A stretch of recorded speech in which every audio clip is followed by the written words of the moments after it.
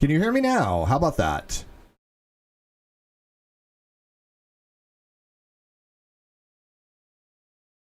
Okay, let me fix this real quick.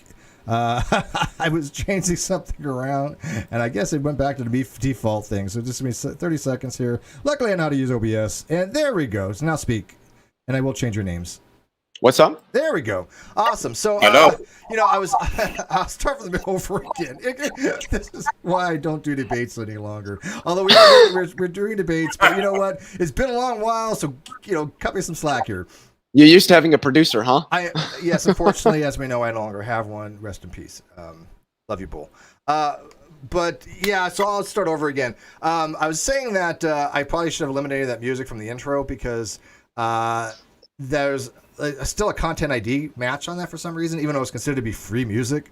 And I don't understand how they can say, oh, look, here's content, royalty free, copyright free, whatever. And then when you go to use it, they, will content ID it, right? To get the money from the big revenue that we get every show, which is about 45 cents.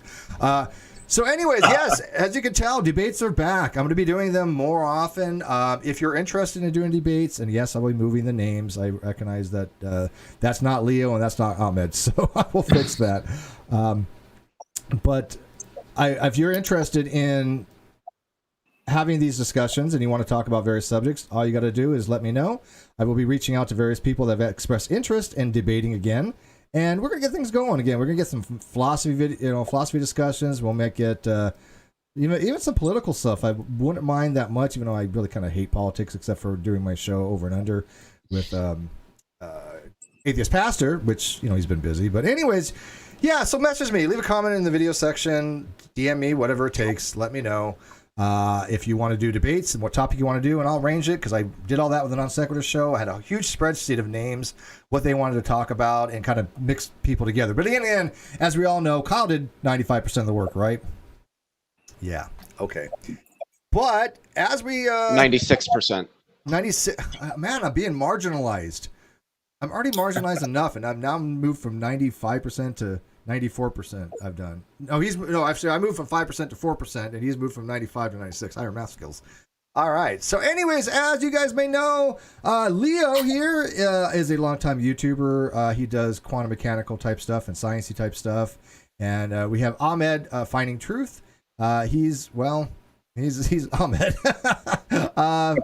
He's not a young creationist, but he is I would say, more of an intelligent design advocate. Would that be a good way to describe you? Yeah, you can. It's awesome. It's a good approximation.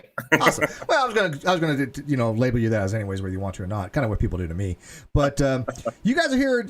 Oh man, this has been a long time coming. You guys have wanted to talk about the particular topic. As you guys may tell, my voice is still kind of raspy.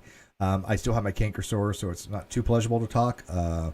But I will try to minimize my interactions as much as possible. If you guys want me involved, that's fine. Ask me questions. If you guys know if you guys have fallacies, or if you guys are over talking, or if you guys are just straying away from the topic, then yes, I will be happy to step in and go, hey, nope, stop. Because I'm very hands-on when I moderate. These are not technically debates; they're more discussions. Although I am fine with the term debate going forward, only because that's what people is used to. And so if you want to say, hey, look, Steve's doing debates again on his channel, I'm not going to make a big hoopla about that. So anyways, you guys are going to be talking about the Kalam cosmological argument. Boy, haven't discussed this one before. But I've heard that Ahmed, you have a new twist to this. And so I'm kind of looking forward to what your twist is. I'm going to give you about 10 minutes to kind of describe there's various cosmological arguments, but you're going to do, I guess, the Kalam. Describe what it is to people, why you think there's a new twist, why you think it's a good, valid, and sound argument. Lee's going to have about 10 minutes to kind of throw his views out against it, and then you guys can go have a back and forth. And like I said, I'll jump in when needed. But for the most part, I'm going to be a little more hands-off than usual. I don't know if that's good or bad. A lot of people are like, Steve, let them talk. Other times it's like, Steve, man, you got to control your people, So anyways, Ahmed, it's all yours, man. It is my 12:05 my time. You have 10 minutes, and say what you got to say, brother. Okay, I have a few slides here. Maybe we can also show them. How about that? I don't know if that's possible because I'm doing meets right now, and you guys didn't say you were having slides, and you said slides last time, so maybe you could just kind of like give us the two-line didn't read version. Don't worry. So let me just give a small introduction here. So my name is Ahmed. I'm also running the Finding Truth channel, which discusses science and religion.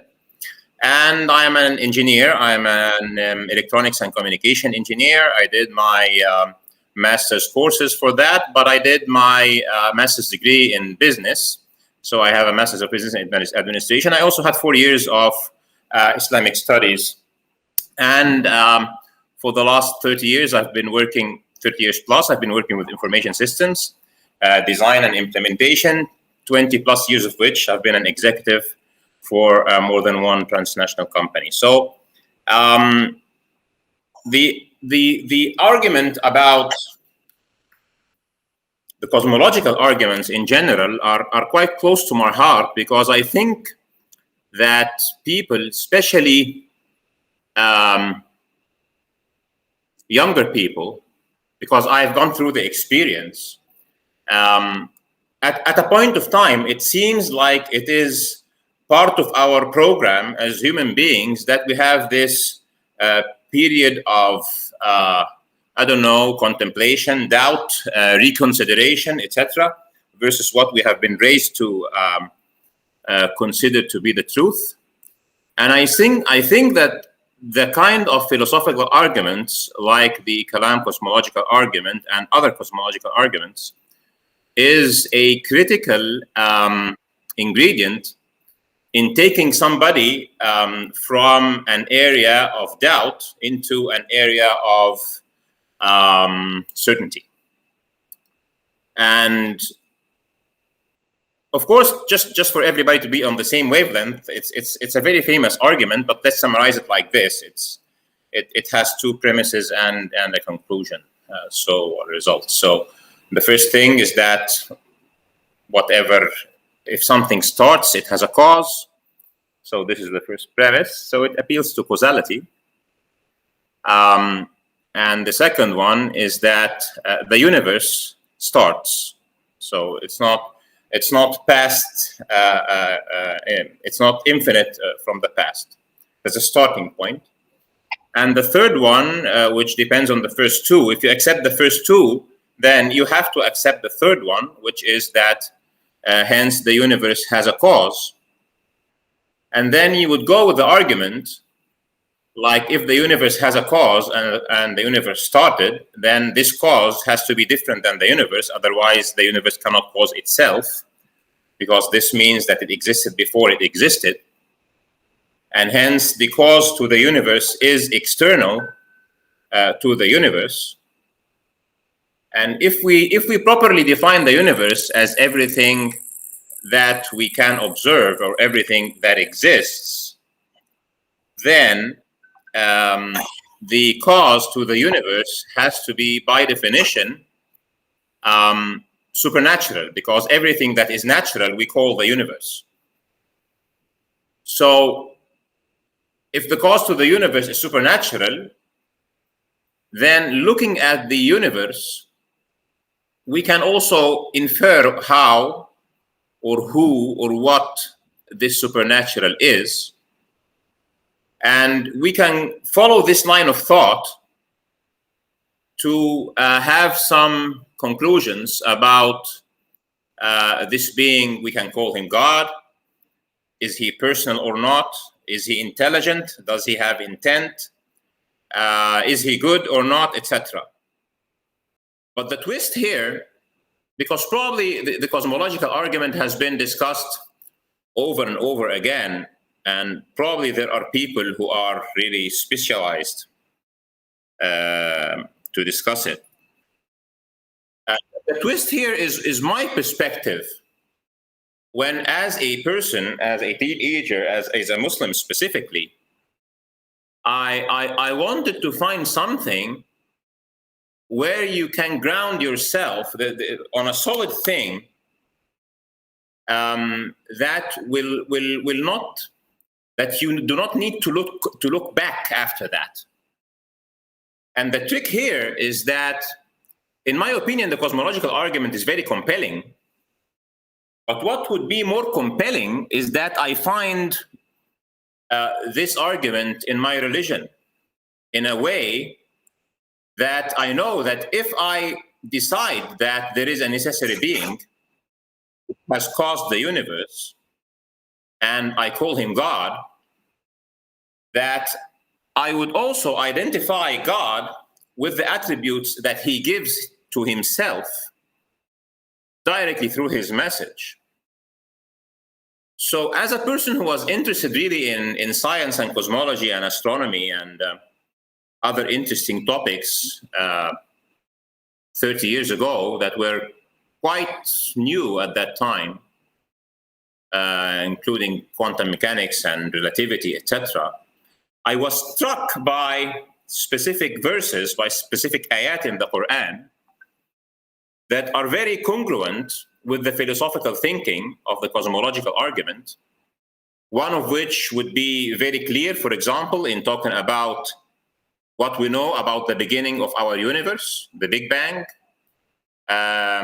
One very clearly talking about the expansion of the universe, the continuous expansion of the universe, and even mentioning that without that specific continuous expansion, another one would be talking about matter and energy, or heavens and earth would not be able to sustain themselves unless God does so, and that the universe is built, it's constructed. And putting these together with the cosmological argument, which is pretty logical to me, I got out of this with three conclusions. Number one, the argument itself philosophically is sound. If you would just accept logical thinking and axioms that we cannot live without, like causality. And number two, that those arguments are not only used by people, and they have been used by people since a very long time, but God himself used them in his last message, according to my belief, which is the Quran. And number three, seeing the congruence between those two, it means that I do not only find the necessary being and call him God, but I also know that I am following his last message, because in this message he says things that I cannot escape the conviction that only the person who has created the universe could have spoken those words. This would be my opening statement, because I would rather have a flow of a discussion. Maybe in the discussion I would present the exact verses that I am referring to. Yet to conclude, the one thing that we know about our universe, about its beginnings, is that it had a beginning that we call a Big Bang, even if we do not understand all the details. I find that in my scripture. I accept causality. I accept a principle of sufficient reason. And I accept that hence the universe has a cause, and this cause is outside it, and this cause communicated his message. And in his message, he mentioned the same argument, but with evidence that we discovered 1400 years later. So it closed the loop to me. And let's see what Leo has to say, and then awesome. go ahead with that this was exactly 10 minutes. I'm going to turn over to Leo here in a second, but just for clarification for the audience, because that's what I try to do. You are actually going to be okay. So you guys will be talking about the actual original, more of the kalam. So what you're doing, Ahmed. The way I understand the original kalam is everything that begins to exist has a cause. The universe began to exist, therefore the universe has a cause. That's what you're going for. You're not going for like the William Lane Craig version, correct? You're going with a very simplistic version.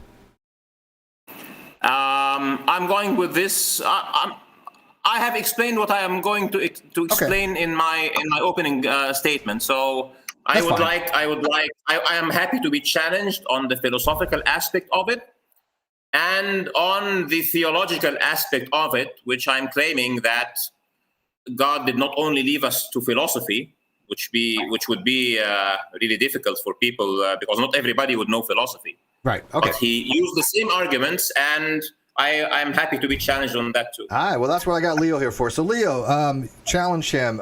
So once again, the argument is he's put forth is everything that begins to exist has a cause. The universe began to exist, therefore the universe has a cause. He's claiming it's valid and sound if you accept principle of sufficient reason, causality. You know the shtick. All right. So I'm going to give you 10 minutes as well. Have at it. Yeah. So as Steve said, the Kalam cosmological argument is at least popularly given as follows. Premise 1, whatever begins to exist has a cause. Premise 2, the universe began to exist. Therefore, the universe must have a cause. I believe it was originally Imam al-Ghazali that developed this argument, and then I think there were some other Muslim scholars that contributed to it. It was, I think, really popularized, at least contemporarily, by William Lane Craig in either, I want to say the 70s, it might have been when he wrote, 70s or 80s when he wrote his book, The Kalam Cosmological Argument. So let's examine the first premise. Whatever begins to exist has a cause. There are two things that I would argue are, at least to some extent, I don't know if I would use the word assumed here, but are certainly insinuated. And that is, number one, the principle of sufficient reason, which states that everything has some reason or explanation for what it is and why it's there. And the second one would be the A theory, or the tensed theory of time. Generally, that's given in terms of presentism, which is probably, I'd say, the most popular version of the A theory, which states that all which exists is the present moment. So if one does not accept the A theory of time, then the term begins to exist loses any meaning, because nothing's existence begins. The whole universe exists as just one thing that's there. So I would reject the A theory of time. I think there's really good reasons for that, primarily from relativity. We know with things like time dilation, both with velocity and with gravitational fields, that the time on clocks can elapse at two completely different rates. This is not just some mathematical thing that doesn't really map to reality, as William Lane Craig has claimed in the past. We actively have to correct for these things. One example would be our GPS satellites. If we didn't consistently readjust the clocks on our GPS satellites, within a 24-hour period, your phone, the GPS on your phone, would be off by roughly 7 miles. This is a real, observed, measured effect that is mathematically described and physically understood, and that we have to consistently account for and correct for. Time is tenseless, and I don't think that any philosophical argumentation can avoid all of the empirical data we have that thoroughly and explicitly points to that conclusion. The second part of the first premise has a cause. Well, no. We know of things, as anybody who's taken an undergraduate or an entry-level course in quantum mechanics also knows, there are many events that are properly acausal. Radioactive decay is one, vacuum field fluctuations is another, quantum tunneling would be a third. If a photon spontaneously decaying into an electron-positron pair is causeless. So to clarify a little bit further, when we say that it's causeless, what we mean is there are no sufficient conditions which actualize this event. There may be necessary conditions, but there's no sufficient conditions. To define the difference between those, say you have a cup of water sitting on a table. Cat jumps on the table, knocks the cup of water over. You ask, well, wait, what knocked the cup of water over? And I answer, oh, it was gravity. Well, that's not technically wrong in a sense, but that's not what was really being asked for. The cup couldn't have fallen over if gravity wasn't there. It's a necessary condition for the cup falling over. But gravity isn't what actualized the event of the cup falling over. It wasn't sufficient for the actualization of that event. That would have been the cat. The cat jumping on the table is the sufficient condition for the cup being knocked over. Gravity is merely the necessary condition. With the things that I mentioned from quantum mechanics, there are necessary conditions for those. You would have to have an atom in order for it to decay. You have to have a vacuum field for it to fluctuate. You have to have a barrier and something to tunnel through it for the tunneling to happen. And you have to have a photon in order for the photon to decay in an electron-positron pair. However, there are no, and it's not, I cannot stress this enough, the answer is we don't know what the cause is yet. That is not the answer. Anybody that says that, I invite, read a book. There are no causes, no sufficient conditions for these events. The violation of Bell's inequalities, there are no local hidden variables, is the reason we know that there aren't like some cause that we just can't find it yet. So that would be the reason why. So given both of those, given that time is tenseless and we know of things that happen without causes, the first premise doesn't seem to really hold up to scrutiny, and certainly not in face of the empirical data that we have. So what about the second premise? The universe began to exist. Well, the thing that needs to be said, and this is another point that I really can't stress enough, the Big Bang is not the beginning of the universe. In fact, we know of something which preceded it, namely inflation. We don't know anything about the origins of the universe because we don't have access to those earliest moments to develop physical models about them. Did the universe begin to exist? No. Does the universe have some finite point in one direction of its extension that we could call a beginning? Maybe. It might. I think it does. But we don't have any conclusive data to show that it does.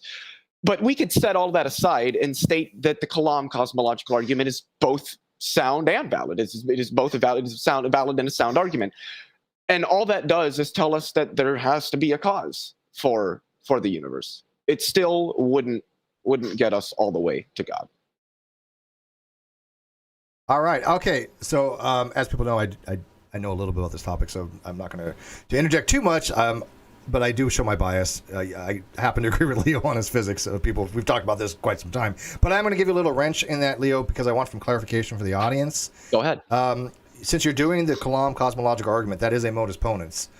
That is a conditional for the first premise. That is only false if the consequent is false and the antecedent is true. So you cannot deny both premises in a modus ponens. You have to pick one.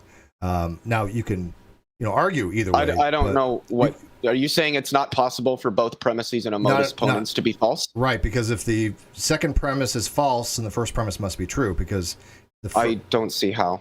Because a conditional implication is only false if the consequent is false and the antecedent is true. That's the only type in a truth table that happens. So if the universe begins to exist, therefore it has a cause.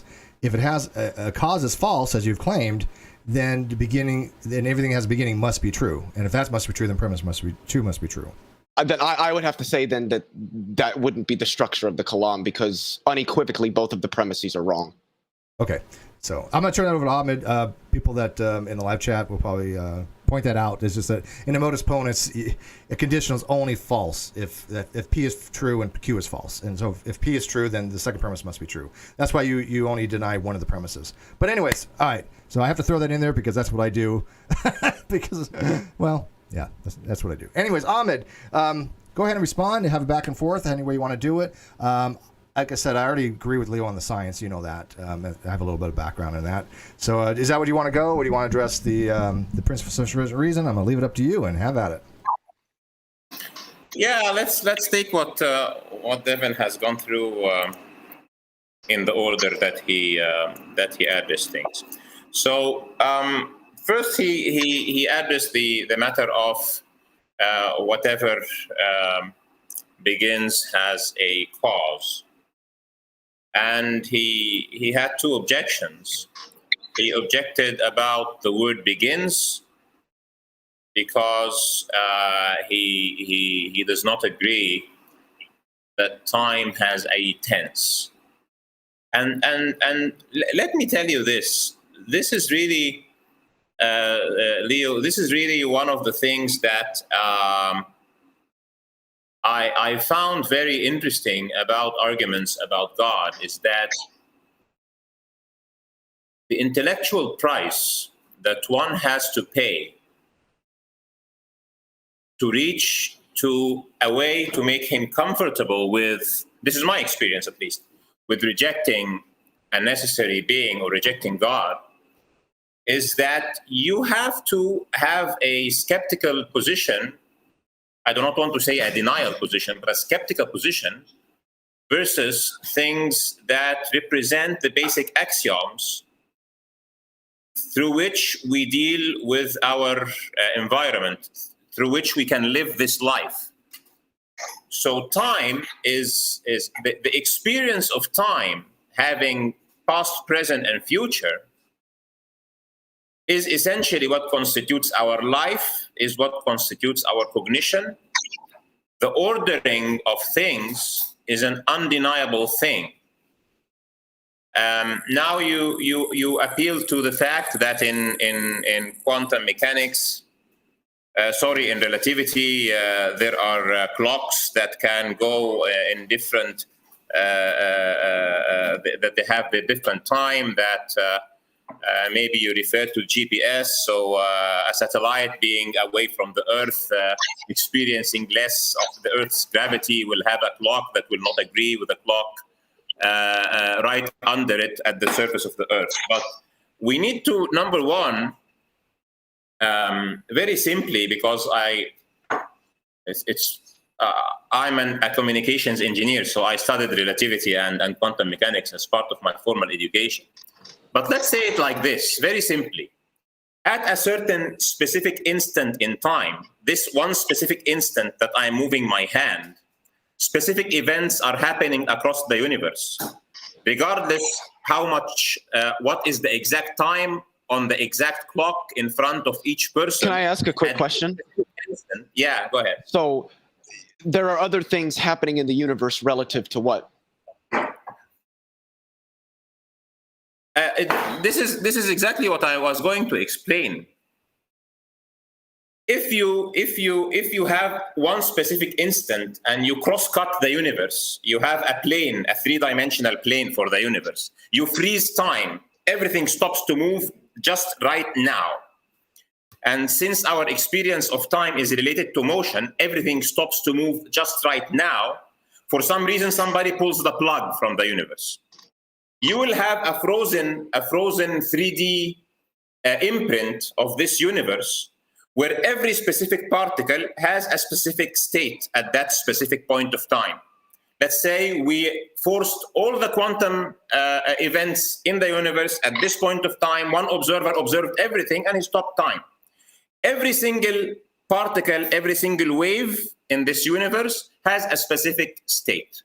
This is an undeniable fact that otherwise nothing makes sense at all. So this is the first thing. The second thing I just want to explain here is that it is not part of Einstein's theory that time itself changes. Relativity always speaks about clocks. Now, you can have people who would take leap of faith to say that time is only about clocks, and people who would see the separation between the real flow of time itself and a measuring device that we call a clock. Now, this clock being composed of massive particles that will experience gravity as part of their being and hence respond to gravity by being slower or faster is completely separate from the fact that at every single instance in time, there is specific set of events that you can put in a set that represents the exact state of the cosmos at that point of time. Time is the ordering of those events. Now, if you are moving towards a galaxy or a star, or you are receding from it, and this causes you to experience events in the star that is in front of you in a different order than somebody who is moving in the different direction, this is all a matter of experience. Relativity is a theory of experiencing the universe. It is not about the fundamental reality. So this is my comment to your first thing. Sorry? I said I would disagree with that. Yeah, let him disagree with that for a minute, Ahmed. And just real quick, are you advocating for scientific irrealism or anti-realism? Me or him? You're not a scientific realist? No, I'm saying that science is about measurement. Okay, science is not about reality. Science will only be I disagree about with that. what we can measure, what we can experience. Science is how we measure reality. Yeah. So it does not say if our clocks would vary for any reason in the world, whether they are wrongly measuring something, or because they are moving, or because they are at a different place in a gravitational field. It doesn't mean that time itself is flowing differently. At every single instance, there is a cosmos. I didn't reject the existence of time, but time doesn't flow, time doesn't move. Past, present, and future don't actually exist. Those are subjective results of our experience that we have that is extraordinarily limited to this extraordinarily small range of scale that we're capable of experiencing in reality. But if you outside of humans and their experience, past, present, and future don't exist. Those are not objective features of reality. That's what tenseless time is saying. It's not denying that beef theory of time. Yeah. It doesn't deny that time is real. I don't take that view. I'm a realist when it comes to time. There's just no flow to time. Good. So if time is real and you at least accept that there is a certain order in which events have happened. So this event happened, and the previous one happened before it, and the previous one happened before it. Do you accept that? I would say earlier than, not before. Do you accept time's arrow, that entropy increasing is the way we look at time, to say that the direction of flow of time would be the direction of the overall entropy of the universe? Because you said you don't accept flow of time, but would you accept that if we're going to say time has a directionality, the arrow of time is in the directionality of the increase of the universe entropy? I think that entropy is probably very, very closely related to that. How closely and in what ways, I don't think anybody has the answers to that yet.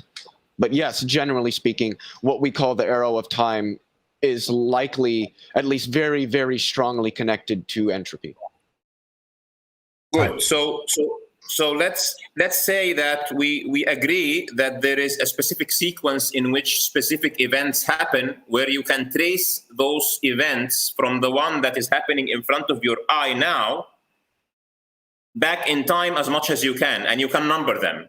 And you can call that this is number 10, the earlier one is number 9, the earlier one is number 8, etc., until you reach to number 1. And this number 1, due to limitations of our measurements and of our science, is the Big Bang. So the Big Bang is according to the definition of, if you want to see time as an ordered set of events, so the event of the Big Bang is number 1, as far as we can tell.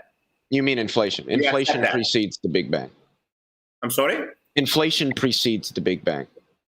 Also, the Big Bang isn't one event. It's a number of, like, the Big Bang isn't like something falling and hitting a table, one event. It's a series of events in the early universe, going from about 10 to the negative 32nd seconds after t equals 0, using that as an arbitrary starting point, to about 10 seconds after t equals 0.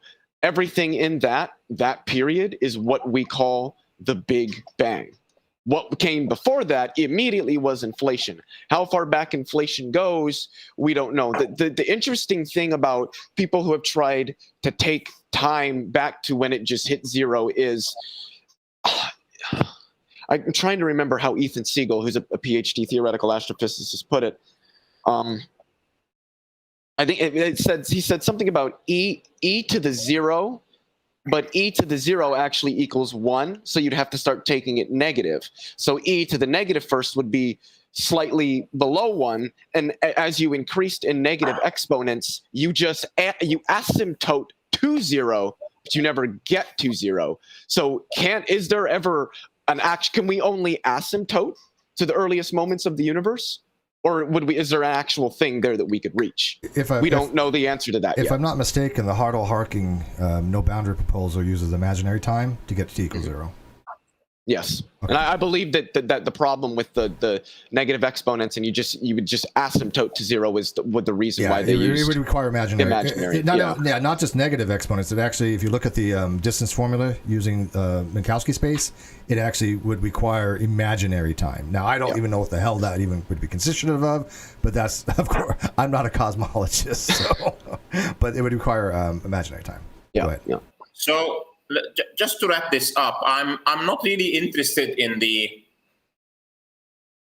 inflation per se. Inflation is something that, according to the theorists that theorize inflation, which is not every single cosmologist or physicist. Most of them. So you have somebody like Roger Penrose, for example, does not like inflation at all. Yet, even with or without inflation, it's an event that happened from 10 to the minus 37 seconds to 10 to the minus 35 seconds. So, regardless, even the motivation for inflation is to explain the uniformity of the cosmic background radiation. It is something that is put to explain an artifact, a freak of nature that was not expected to see an isotropic universe in this way. By the way, it should be specified it does explain these things. It's not like people invented something that would explain it. That's not really what inflation is. And you're correct. There are some cosmologists who don't accept it. They are very few and even further in between. And the main reason is the 4 largest tests that we could have ever done on inflation. It's past all of them with flying colors. Ahmed, would you agree with that? You said, you talked about inflation, you don't accept it, but do you agree, Leo's point, that inflation does ascribe the anisotropies that we see in the cosmic microwave background radiation? Yeah, my comment to inflation is like this. You make an observation, and then you fit something to mathematically explain it. Inflation is not empirical by any way. Inflation is in a sense, it is a mathematical creature that you put so that you would have a particle that is way smaller than a proton that will have uniform temperature and very small fluctuation, and then you would expand it in expand 100-fold the universe in a very small amount of time. And you cannot empirically repeat it. So my comment here is, whatever happened before the Big Bang, whether it was the universe loses its memory and there are only massless particles and you have this CCC model of Penrose, or you have whatever bubbling or frothing or whatever, it all doesn't make a real difference to me. What makes a difference is we have something that we can agree upon, which is that what we see around us today began at a point of time that is a spectacular event that needed to be actuated. Okay, so this is premise 1 to me, and if we agree on this, then we are good with premise 1.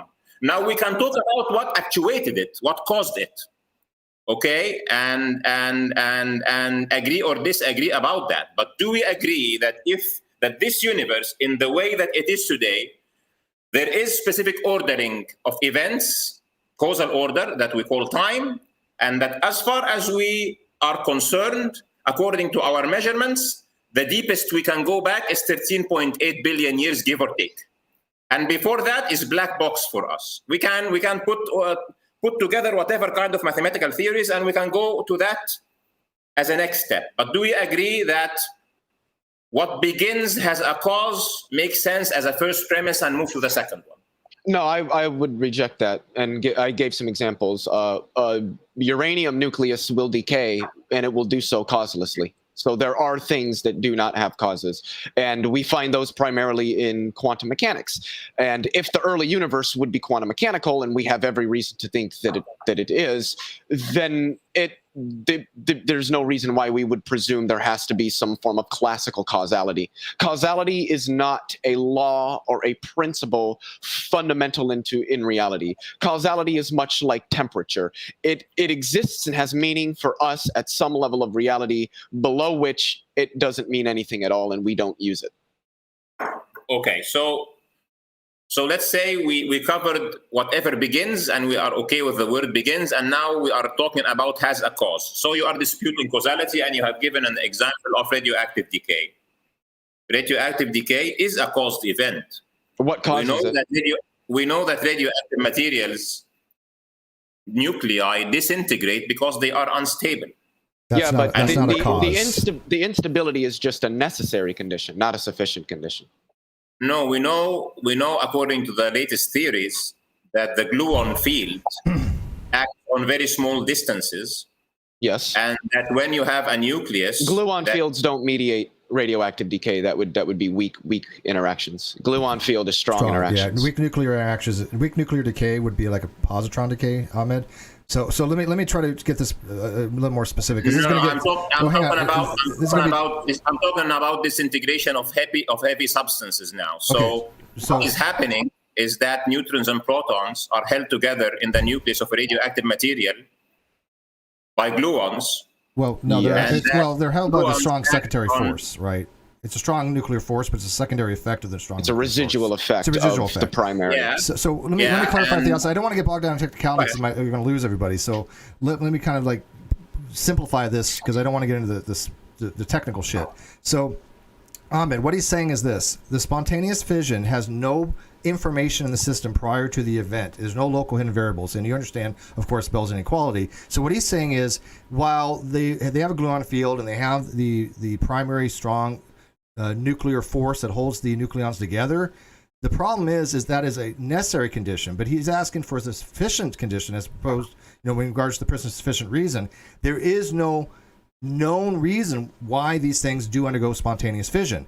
In order to have a sufficient reason, that would require information to exist, and we have no information. It's not that we don't have access to it, is that information is non-existent, which means it's non-causal.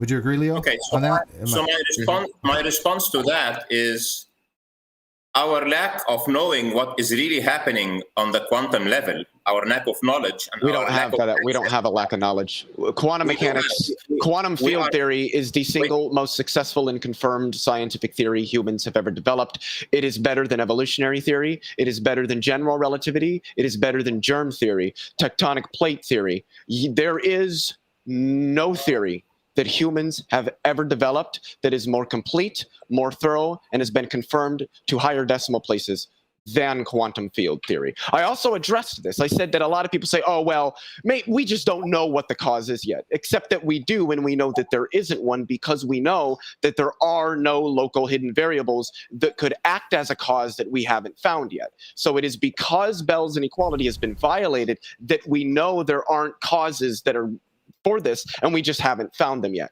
There are no causes. There are no sufficient conditions for the production of these events. Yeah, and matter of fact, you can actually argue that it has been actually mathematically proven. That has been proven. No, there is no. The quantum theory is a successful theory specifically because it gives you a causal relation between what is happening now and how the wave function will evolve over time. So quantum mechanics explains how things will go in a deterministic manner, at least on the average, on the macro level. The Schrödinger equation. Just let me continue this, please.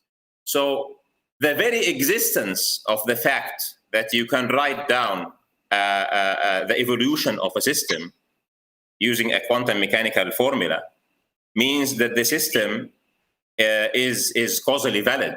Otherwise, you cannot expect anything. What you are saying that I do not know exactly why that specific particle at this specific point of time decayed or did not decay. Why exactly that specific nucleus in this specific radioactive material, why this one disintegrated while the other one did not disintegrate. So we do not know what exactly happens at the level of the particle. We do not know. We can calculate probabilities, and we know that those probabilities on the macro level, given that enough particles exist, will succeed and will give us the results that we want.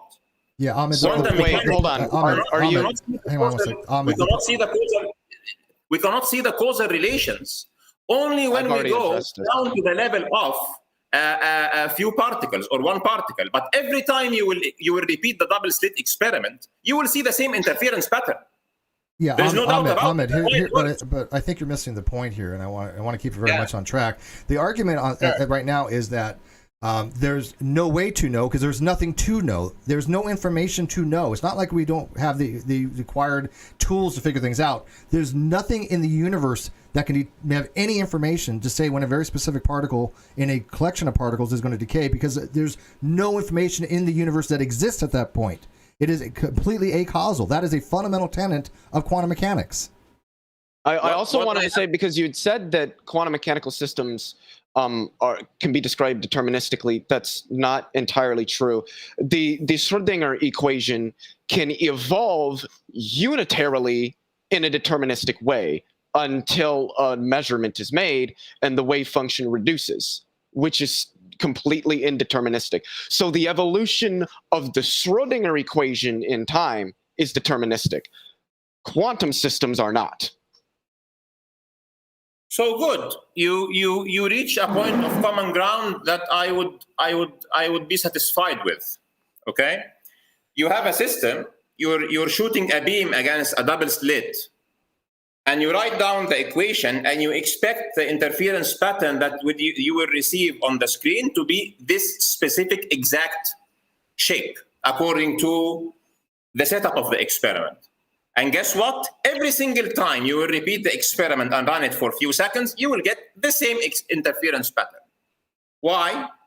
Because the Schrödinger equation, and because the equations are correct in terms of that those causes will give you those effects every single time. And that's why we can use them. That's why we can build systems that have quantum mechanical components underlying. But the formulas only predict that you're going to have the interference pattern. They cannot predict the specific trajectory of a given path of any particle through either slit. That's what Leo's trying to argue, if I'm not mistaken. Which is exactly what I said. We do not have access to the level of a single particle, but since the system all over is causal, we can write a formula and it will succeed every single time. If you shoot one photon by one photon against the double slit, you cannot really know what will exactly happen to that single photon. Correct. But it will cause interference, though. But if you let loose the laser beam, you will get the same interference pattern every single time. And if you do it 1,000,000 times, you will get it every single time, and you can predict exactly how it will look like using the same equation. Okay, but the argument on the table, it's called the discussion table, the argument on the table is how do you find out the exact trajectory of a given particle without there being any information to do so? That part is forever impossible to know. You cannot know something because there's no information. That's what the whole point is, the whole causal relationship. It is acausal. Why did that particular particle take that particular trajectory? Now, you can get into pilot wave theory and some other things, which I think gives a really good overview of why particles go the way they do, but it still doesn't address why a very specific particle goes the way it does. That is impossible to know. You do agree with that, right? It's impossible to know because there's nothing to know, correct? I'm agreeing to the exact following.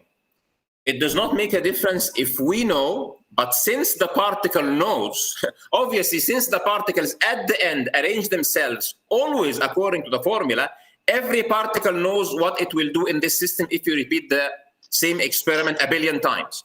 So it doesn't really make a difference, Steve, whether we know or not. Since every time you repeat the experiment, you get the same behavior, obviously those particles are affected by guidance that causes the same result to occur. It's not by coincidence. Well, no, that's just consistency. That's if I pick an object, if I pick this pen up and I let go of it, I can do that as many times as I want. It's going to fall down. That's just science.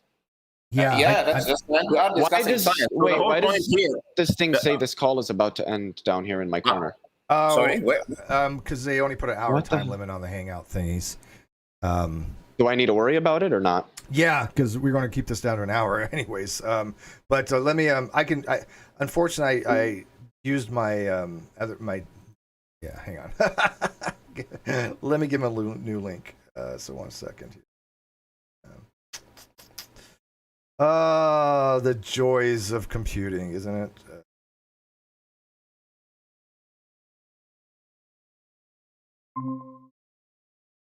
1 second. Yeah, I'm gonna have to use my other thing for that. I got a brand account thing I can use. All right, they'll be coming back in here in a second.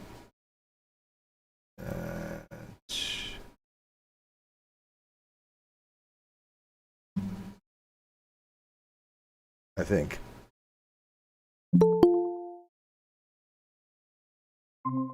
All right, we got one back, and I'll fix the windows here. Sorry, it's Google Hangouts. They changed it recently. That they used to give you all this limited time. Now they go down to an hour. But I have a other account that I'm on that is unlimited. But I didn't think about using it for this. So, anyways, he's got the link. There he is. They'll be able to see it here shortly. So continue on where you left off while I fix the graphics. Well, what I was going to say is like this idea that there could be things that are causing these particles to do things. We just don't know what these things are is falsified by the violation of Bell's inequality. Correct. There are no local hidden. There aren't any hidden variables that could be causes. They're just not there. John Ahmed, I need to know if you agree with that because that is a foundational thing of quantum mechanics. Now there could be global hidden variables. But it has been mathematically proven that local hidden variables cannot exist. I'm not appealing to hidden variables or not. I'm saying a very simple fact that is observable and testable. That you write a formula and every time it occurs the same way. That's not causality, though. That's predictability. I mean, yes, that's consistency. You shoot a beam at a double slit. It gives you the same interference pattern every time. This is causality. No, that's not. Causality isn't the same thing happens. Causality doesn't mean the same things happen. All causality is saying that there's a particular relationship between two events, such that the occurrence of one event depends on the other. Yeah, there's a causal chain to be had. Yeah, so in the context that we are discussing, we're saying everything that begins has a cause. So we are appealing to the exact same thing that you are saying, that you cannot have an effect without a cause. So if you are saying quantum mechanics says that there are effects without causes, I'm telling you no. Every effect in quantum mechanics has a cause. There aren't effects without causes because they wouldn't really be effects because they're not preceded by a cause. Right. In physics, like everybody talks about, well, physics requires causality. No, causality isn't really a thing in physics. When you break it down, all you really have are just equations of motion and how they evolve in time. Yeah, causality is more of an observational thing. Causality is not a thing in physics, but without causality, there is no physics. There is no science at all. Because the one reason that we do science, the one reason that we do science is that you see something, you see a phenomena, and we appeal to our sense of causality, to a principle of causality that is deeply entrenched in our philosophy of science. And hence, we go and look for what is the reason for this phenomena. We are looking for the cause. So if there is no causality philosophically, okay, then there is no need to do science. Things just happen because they happen, they pop into existence. Well, so not really, no. If you remove causality from the picture, you are removing everything. There is nothing left, not only physics. There is nothing. You can just pull a rabbit out of a magician's hat and you would accept it because, okay, the rabbit popped up into existence. Non-causality isn't magic. I'm sorry? Non-causality, if you don't have causality, that doesn't mean anything goes. And the thing is, a lot of the philosophers of science that I speak to would be agreeing with me here that fundamentally causality is not a fundamental thing in reality. We have fields of science that causality isn't really a thing at all, and they work just fine. Quantum field theory. Ahmed, would you give me, because every single example that you can possibly give me, I can possibly show you that it has a cause, whether it's radioactive decay, whether it is this or that. You haven't shown that any of them has a sufficient condition. Let's take, for example, weak nuclear decay. Okay, so weak nuclear decay, you have a positron created or electron created if it's the opposite. So you have a neutron become a proton, right? So, or proton become a neutron, depending on if you have beta minus decay. So what is it that causes that? What causes that decay where you have a nucleon that changes from a proton to a neutron or neutron proton with the release of a electron and a corresponding neutrino? What causes that? What is the actual cause? You can't just say instability, because what causes the instability? What is, if there's a cause, then there's something that we say we can use that cause to make a determination of when that event is going to happen, right? But since we can't have that knowledge, because there's no knowledge to exist there, there's no information to ever be had, what is the cause of that spontaneous beta decay? This is why we measure radioactive decay in half-lives, because there's nothing we could ever do to determine when any one individual atom is going to decay. It's a collective. An amalgamation, we can approximate to that, and we have half-lives. But the point is, you have just answered yourself. When you say that this material has this half-life, every time you have that amount of that material, after the half-life passes, you have half of it has decayed. Right, we can predict on the macro level, right? Nobody argues we can't predict. Absolutely, we can predict on the macro level because we live on the macro level. But we're not talking about that. We're talking about the quantum level, right? We all agree that radioactive decay follows a natural logarithmic curve. Everybody understands beta. Anybody who's had exponential functions can understand that, okay? But Ahmed, the point is if we said when is a particular nucleon going to decay, it is impossible, not just we don't have the information or we can ever determine it, it is mathematically and physically impossible, proven by quantum mechanics, that we can never say at a given time, hey, this particle is going to decay at this particular instance, or have any idea. Do you agree with that? I agree that we do not have access to this level. No, that's not the question. No, that's not the question. We do not have access Ahmed, to determine any subatomic particle will do what today or tomorrow. You're changing the question. You're changing the question. You're making the assertion that there's a cause there and we just don't know what it is yet. Exactly. What I'm saying is quantum mechanics. Bell's inequality says no, there isn't, because there are no the cause that you're saying is there that we just don't know about would fall under the purview of being a local hidden variable. Correct. Because Bell's inequality is violated, we know those aren't there. They're out the window. That's how we know when this is why every time I get into this discussion with somebody and they say, oh, well, there could be a cause there and we just haven't found it yet. Wrong. There are no local hidden variables. Yeah. I mean, are you familiar with Bell's inequality, Ahmed? I am familiar with something that you are making assertions. No, he's stating facts. This is not an assertion. This has been proven mathematically. It is not fact. Well, then I do recommend you look at the proof for inequality. You can look. There's Venn diagrams that show it. There's also using set theory that shows the inequality. It cannot be violated. It has been proven.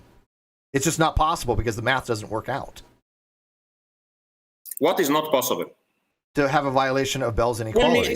Tell me. Okay, Leo, tell me why. Why do you think that a particle does a specific behavior without any cause whatsoever? Because it does. That's what the equations of motion tell us. It's acausal. It might not be a satisfactory answer for you, but it is the right answer. This is what the equations of motion say. What is it in science that is supporting this? Because we agree on that on the macro level, everything is predictable and follows the formulas. So if you build this pyramid that leads to the macro level behaving the way we expect, using the theories that you say are uncausal, this is a contradiction. No, this is a logical contradiction. But the problem I think you're running into, Ahmed, is that you're taking what we understand for the macro level and trying to apply it to the micro level. And by the way, Einstein hated that as well. He called it spooky out of distance. He was not a fan of a lot of this stuff, but he recognized it is the way of reality. And quantum mechanics and scientists have recognized, long since recognized, this is the way it is. It can be no other way. It is mathematically proven. And just because we don't like it, because we as creatures want to have explanations. And we hate the fact that in these particular cases, there are no explanations. It bothers us as, I think, biological creatures that want answers, but there are no answers to be had there. This is a long-standing fact in Ahmed, in science, Ahmed. This is why when you talk about Bell's inequality, I don't think you've ever read up on it, because according to Bell's inequality, there's no single model that can exist or information that can exist that will satisfy it in a local hidden conditions. Now, does it apply globally? No. Matter of fact, if I'm not mistaken, Leo, correct me, pilot wave theory does happen to use global variables.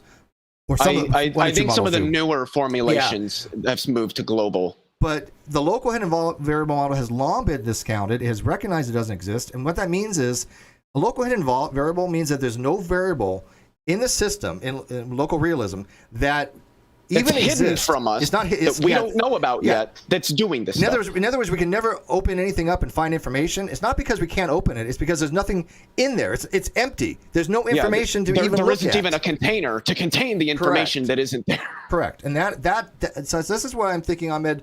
I think you have a misunderstanding of quantum mechanics. Is what I think it fundamentally is. Steve, I'm always giving and Leo, I'm always giving the same statement.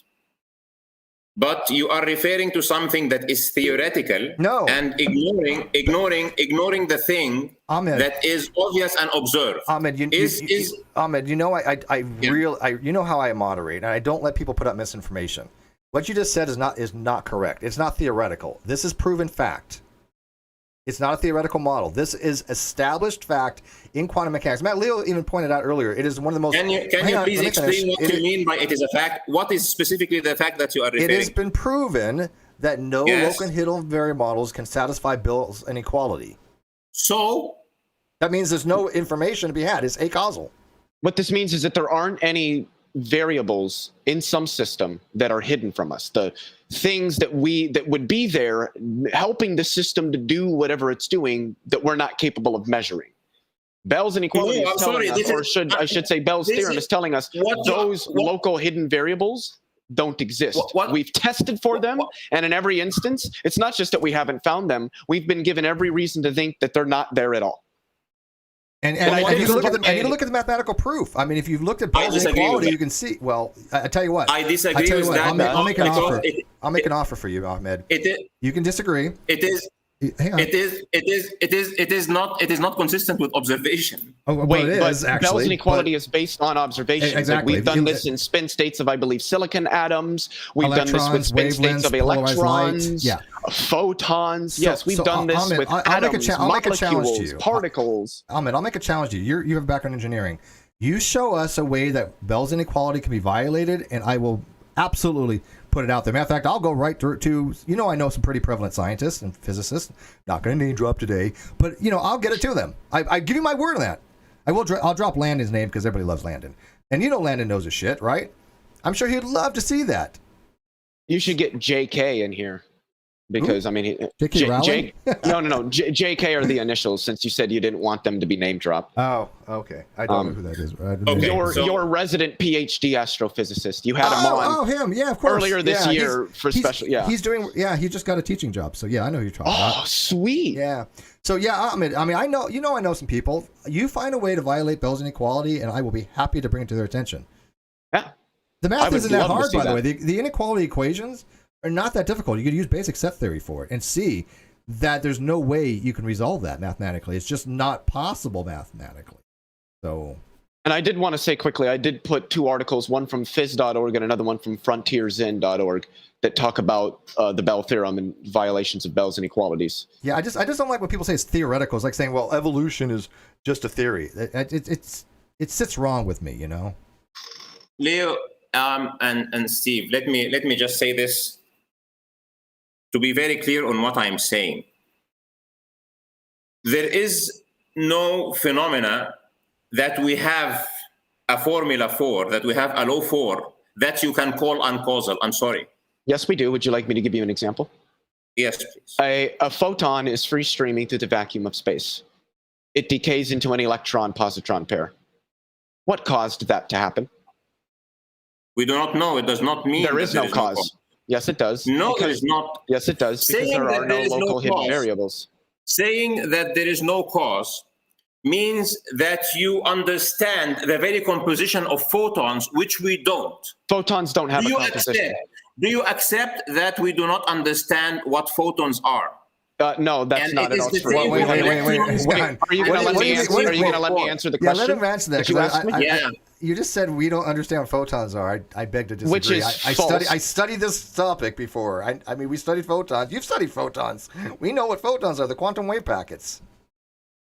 Yeah, so photons are very, very, very well understood. They're also the force carrier. They're the gauge boson for electromagnetism. Yeah. We've measured them. We've detected them. We know more about photons than we do about the oceans on this planet. In fact, I would consider, there's some theoretical physicists that would say the same thing. We have a complete theoretical description of electromagnetism as a fundamental interaction in nature, often referred to as quantum electrodynamics. And quantum chromodynamics, quantum electrodynamics. So you think chromodynamics is strong interactions? Yes. You think you have the duality of photons and other quantum elements figured out, so you can logically explain how something can be a particle and a wave. Yes. Well, they're not. At different times, and you understand what it means that a quantum wave function is a probability distribution and that it collapses upon measurement. Mm-hmm. Because if you think you understand that, then you understand quantum mechanics better than the people who wrote it. Because that's not true. Say that they do not understand That's a misunderstanding. It is unfathomable. Ahmed, anybody who's ever looked into quantum mechanics understands particle wave duality. They understand probabilistic functions. I did a video on it. Right? I mean, if you have a quantum wave function and you square it, you now have the probability density. We understand those concepts. Right? I just want to say really quickly that wave particle duality is a big misnomer. They're always waves. All we can do is localize. But they'll act as a particle under certain observations. All we can do is localize the waviness, so to speak, such that we can make meaningful statements about those particular states. There is a difference between describing what you observe and understanding what's happening. Okay? And this is why some people would look at the collapse of the wave function and get out with saying that observers make a difference, and some people would say that there's multi-verses and that everything that can happen actually does happen, and you have all sorts of zoo of explanations because we do not really understand what is happening. Oh yeah, so if you think that you understand what is happening, tell me why there are different explanations for quantum mechanics. There's not different explanations. Explanation specifically. There's different. I don't actually adhere to any. I would say I probably am more partial towards the Everettian foundation. But the foundations of quantum mechanics don't have anything to do with our epistemological understanding of it. They have to do with our ontological understanding of it, which in order to get the right results, we don't really. That's why most physicists actually don't really care about the quantum foundations problem that we have in quantum mechanics, because it doesn't matter to being able to use the equations and use the field to get the right answers. So most physicists would be like, I don't care. Yeah, and I think this is misunderstanding. Ahmed, hang on. All these theories, all the different ones, whether you have the Everettian, whether you have Copenhagen or hypothesis, all of them do explain. Even pilot wave theory explains. I think it's a little more complicated, but explains, right? Which ones they are, who the hell knows, right? That's the problem. We don't know which one it is. But if you are talking about the measurement problem, for example, the multi-world hypothesis, there is no collapsing of the wave function. It's in the Copenhagen interpretation, which I kind of tend to. But what you're asking. Thank you for agreeing with me. Hang on. You just agreed with me. I said that we don't understand Ahmed, them. Please don't tell me what I agree with and I don't agree with, because I'm explaining what I do and don't agree with. What I agree with you on is that we don't know which model is correct, but each model does explain our observations, correct? Mm-hmm. So this is exactly what I'm saying, Steve. It's a yes or no answer. Being able to put together a description of something so that, as even Leo has said, we have formulas that we can work with. I think it was, I'm not sure, maybe Feynman that said, shut up and calculate. I'm not sure if it was him. Okay, so at the end, what science is interested with is to have formulas that can predict results.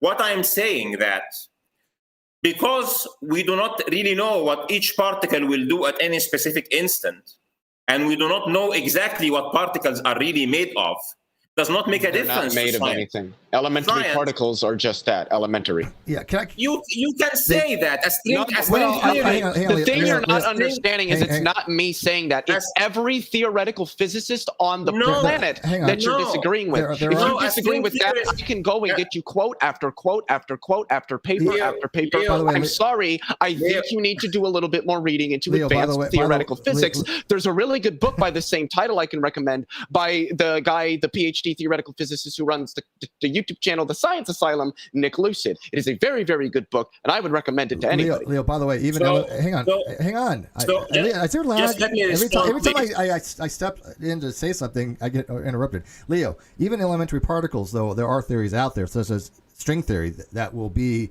I think, even more elementary, right? Because even if you start getting down to the actual level of the universe, what it comprised of, string theory is more elemental than just, electrons. I would just say that particles are strings rather than being made of. Which is fine. Yeah, which is fine. But Ahmed, you didn't answer my question, though. Do you agree that all those different theories, no matter which one you subscribe to, all of them do accurately model? We can make predictions from any one of them. They're just, we don't know whether, for example, if there is a collapsing or the wave function or not, but it doesn't matter whether it is or isn't. Either model will describe what we see. Is that correct? It is correct, and it is exactly my point.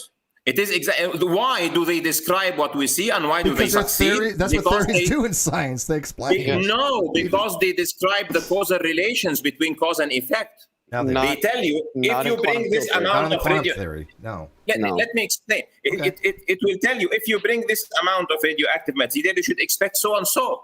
If you put that much amount, then you have a nuclear bomb. It will blow in your face if you exceed the critical mass. And guess what? Nuclear bombs work. Why? Because we have the science that predicts what's going to happen based on causality. But again, you're talking about the macro level. We're talking on the quantum level. Yes, I got a background in nuclear reactors. I understand how nuclear physics works in that capacity. Okay, but here's the thing, dude. We're talking about, again, not making predictability if we're going to say, hey, if we have this chain reaction, we're going to get how much yield out of it, or how many megawatts is this going to react, or if you design a core up in a very specific way. We understand those concepts. What we cannot do is say, hey, Leo, here's a group of particles. Here, I'm going to point to this particle. Tell me when it's going to decay. There's never a possibility ever of knowing that, because there's nothing to be known. You have the misunderstanding, thinking still. I think you're archaic on this. I think you're back in the Aristotelian type days, thinking there's this information we're not aware of, that we have some kind of things that are epistemically off limits to us. That is not how it works in quantum mechanics. I assure you. You can ask anybody in physics on this. Anybody. They'll tell you this. I have never met a physicist in my life that would disagree with this. If there is, I ask my audience. Get them in touch with us. We'll put them on air. Yes, please. Okay. I'd love to talk to them. Let me turn around to the main point, since we agreed on something, that those formulas, irrespective they're quantum mechanical or classical, formulas that are acceptable in science accept the causal relations between things, otherwise they have no benefit. No, the Schrodinger equation doesn't have causality, and it's an extraordinarily useful equation. Neither does the Dirac equation, which is even more useful. The definition of the Schrodinger equation is that it will tell you the evolution of a quantum system over time, and by definition, this is causal. No. This is the definition of the Schrodinger equation. It gives you, it's not causal. If you put the Hamiltonian in it, it will give you the evolution of a quantum system over time. This is what it is. But the Hamiltonian is only based upon hang on. Since you know this, it means the Hamiltonian is only based upon the energy levels. Yeah, the Hamiltonian is just an operator representing your potential and kinetic energy. You invoked us. I gave you a promise. Whatever you will say, I will respond. So you invoked us. Yeah, but you got to let me finish saying it, though. That's. You describe the system by putting the Hamiltonian there. It will give you of that system that describes that system. It will give you the evolution of that system over time. But why does it give you the evolution of the system over time? Ahmed, because this is what you use it for. Ahmed, do you agree? Do you use it for that? Hang on, Ahmed. Okay. Yeah. This is where I think you have the confusion, because I know you know what a Hamiltonian operator is, okay? And I know you've looked at eigenvalues and all that crap, but do you not see the problem that you're running into is that, look, we can make predictions based upon potential and kinetic energies, right? We can say, hey, look, I'm going to fire a projectile and have a parabolic, or technically they're elliptical, but for simplifications, parabolic equations. I can show where that projectile is going to land. I can say, here's my input, here's my energy, here's my initial conditions, and I will tell you exactly where that's going to land. I think you would agree with that, correct? Of course, it's called causality, by the way. That's not causality. It's not necessarily causality. It's our understanding of the equations and how gravity works and how there's interactions of the forces, right? But on the quantum level, okay, things are different. This has been why quantum has been for years so mind-boggling to people, because people say you don't understand quantum mechanics. What they mean by it is it doesn't make sense to us intuitively, because it seems to go against what we understand on the macro level, because it doesn't hold the same intuitional things that we see, such as acausality. And I think that's the problem you're running into. No, so let me go back to your field and then trace back to the first premise that we are discussing. So we have nuclear material, okay, unstable, uranium, okay. Sure. And does it make any difference on Earth or plutonium, okay, that we know when each nucleus will disintegrate or not, versus our ability to create a nuclear weapon or a nuclear reactor? It's critical. Yeah, we got to know half-lives for this stuff. Excellent. So you need to know the macro level that you are going to control the thermodynamics of the reactor with, or you are going to control the explosion or the usage of the missile or the bomb with. And you have the equations that describe that, and they will work every time. Otherwise, nobody would have dared to build the macro level. For example, the macro. Why? Now, my question to you is: if the macro level succeeds and gives you results every single time, and that's why we have hundreds of nuclear reactors everywhere, right? We have hundreds and thousands, and I don't know how many ships and submarines and planes that have nuclear power, right or not? Why do we have them if they are unpredictable? They are not unpredictable. They're not, okay, on the macro level, they're not unpredictable. For example, on the macro level. But Ahmed, do you accept that the macro level is an aggregation of the micro level, or do you not? They're called, okay, this is why let me tell you this. In reactor physics, there's something called macro level, like, so for example, like macro scattering, right? For example, I was part of micro scattering, okay? There's things like the macroscopic cross-section for absorption, as opposed to the micro cross-section for absorption. There's the fast fission factor. There's the fission utilization factors. The non-leakage probability. These are all things that are put into your equation. It says, okay, based upon this equation, what is it going to be the multiplication factor that comes out of it? Okay, but these are all numbers we stick in. So we say, look, according to the thermal non-leakage probability, we're going to have a certain amount of thermal neutrons that are going to leak out of the core. But we don't know which ones are going to do it. There's no way to know which ones are going to leak out of the core and which ones don't. But we can say, okay, we know based upon the geometric shape of the reactor, the buckling of the reactor, and all these different factors, we can say, okay, we're going to have this much leakage of thermal neutrons out of the reactor. But the problem is, Ahmed, you're confusing that with us saying this particular neutron is going to be leaked out of the reactor. That's the difference between the macroscopic and the microscopic. Does that make sense? Physics is very different. Yeah, it's completely different on the microscopic level. I don't mind. This is why on the classical level, the equation is F equals ma, but on the quantum level, the equation is, what is it? H of t psi of t is equal to IH by, I believe, derivative with respect to partial derivative with respect to position.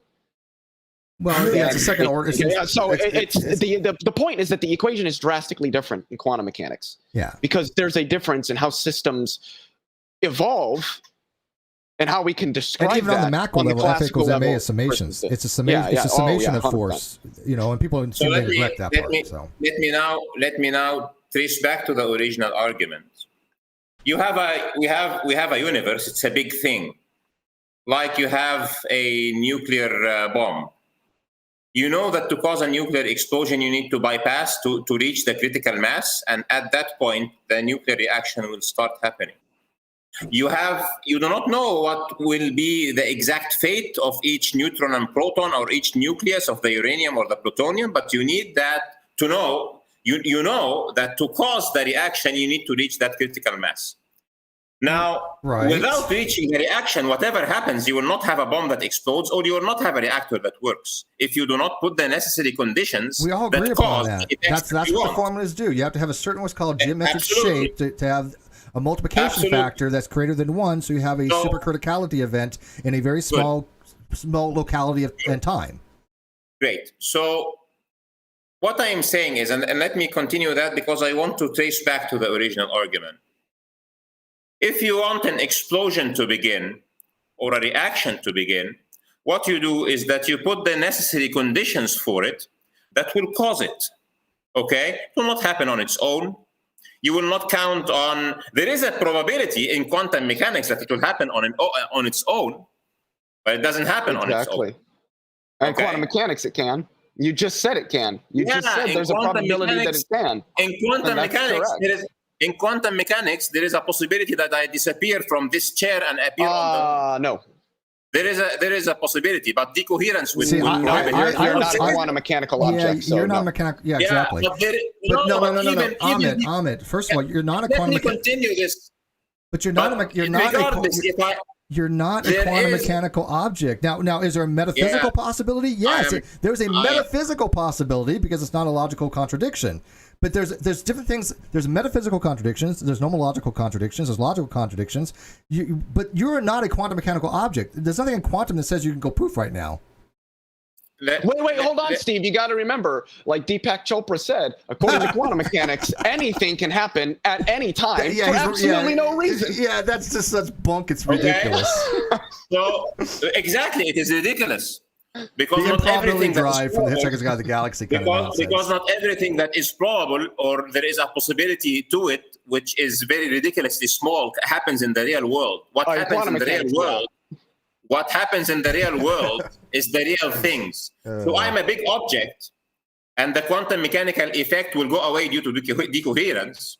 But if you are able to put together the formula for the zillion particles that I have, there is still a possibility that decoherence will not happen and that I will disappear and happen on the moon. Okay, let's examine that real quick if I can. And then we're going to take let me trace back now.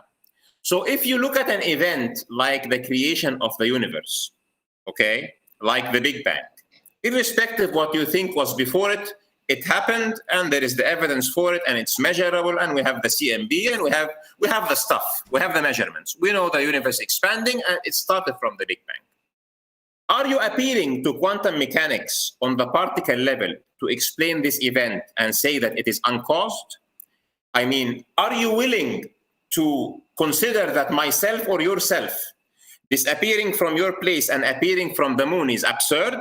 Even if the formulas will allow it at a ridiculous probability, they don't. And you would accept, okay, that what we do not have access to, and we have that it always aggregates to a causal thing in the end, okay? No. We do not have access to the quantum level, and we know that it is probabilistic, but we know that it always aggregates to causal things that we can write down formulas for.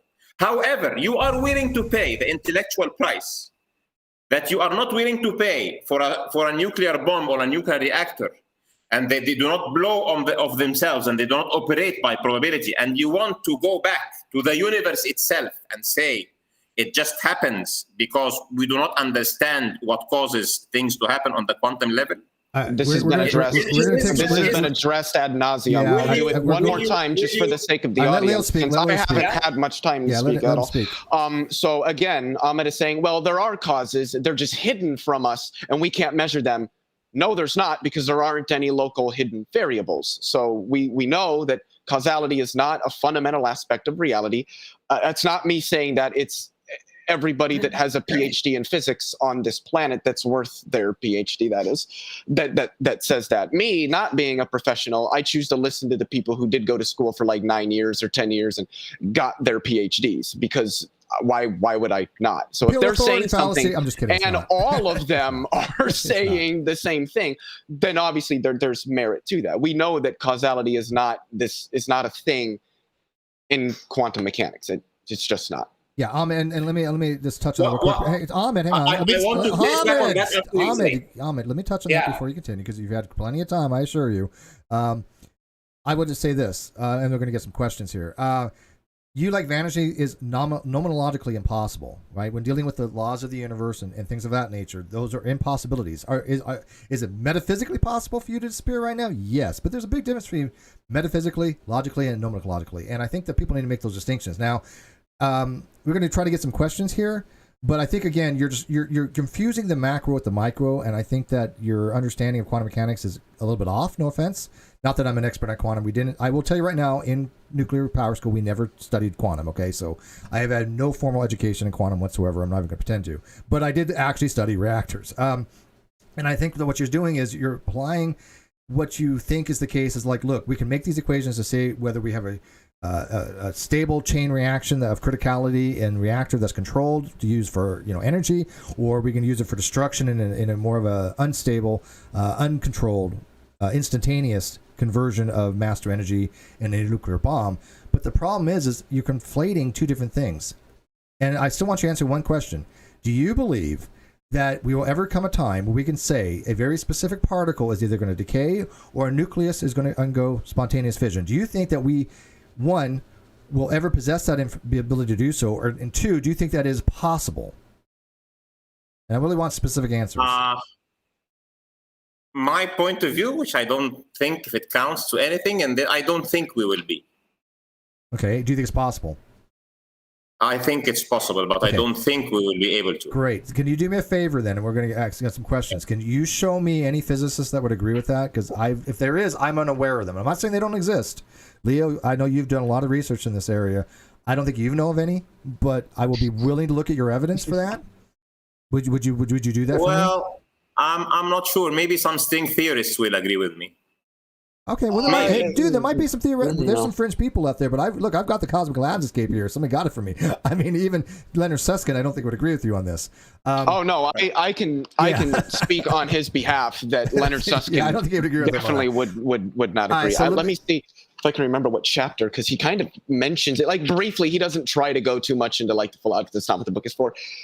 I think it was chapter 8, Particles and Waves, and he goes over some stuff about causality. And I love to get Susskind on, because I've got some connectionality. Is that a word? Get Sean Carroll on. Come on. I will tell you this. I'll flex a little bit. We had the choice between getting Sean Carroll on or Paul Davies on Agree to Argue, on that episode that we had on Agree to Argue show. We went with Paul Davies because I've read his books and I was a huge fan. But we were going to try to get Sean Carroll as well, but I kind of told him I'd rather have Paul Davies. So maybe next time we'll get Sean Carroll. Well, we're not doing Agree to Argue any longer, but... shame. Yeah, no, it ran a course, and unfortunately, Dr. Fuzzrana has some other things that he has to do, and they had nobody to replace him with. So maybe it might start up again one of these days if they find a scholar. But yeah, it was a good show. I thought Agree to Argue was fun. All right, here's the questions for you before we probably run out of time on this particular hangout. This one is from the Intrigue Feline, which I think he already answered because I already know Ahmed on this. But she asked, let's see here. For Ahmed, no, wait. She basically asked, what's your qualifications in physics and math? But I lost her question here. Where is it? Here we go. What are your qualifications that you can even start to comprehend the subject? Do you have any physics degrees? Do you have any mathematics degrees? It happens that communications engineers, which I am, study electromagnetics and study quantum mechanics and study relativity. Thank you. Okay. Can I just ask for clarification a quick question? I'm assuming all of this would be studied at the undergraduate level. You have a master's degree, brother, right? Ahmed, you have studied a master's degree? I took my master's courses, but I took them in computer and control. I didn't do extra quantum mechanics. Okay. So instrumentation and control? Yeah, I was asking about his QM and electromagnetism. My assumption would have been that was probably all undergraduate. And the only reason I ask is because a lot of the undergraduate quantum mechanics, you're not learning quantum field theory. Rarely do most schools even touch on relativistic quantum mechanics. It's really where a lot of the it happens. Things don't have causes comes into the picture. It happens, however, that I'm fascinated with this field, and I am really tracking it for 30 years, so I know what I'm talking about. All right, I just want to make a 1 minute closing statement here, Steve. If you we'll get there. We'll get to your closing statement. We'll get some questions first. Yeah, sure. All right, so for Ahmed, this is from 82 Productions. Are you aware of your aversion to answering some questions directly, or is it purely a metaphysical subconscious act to ignore the question you were asked?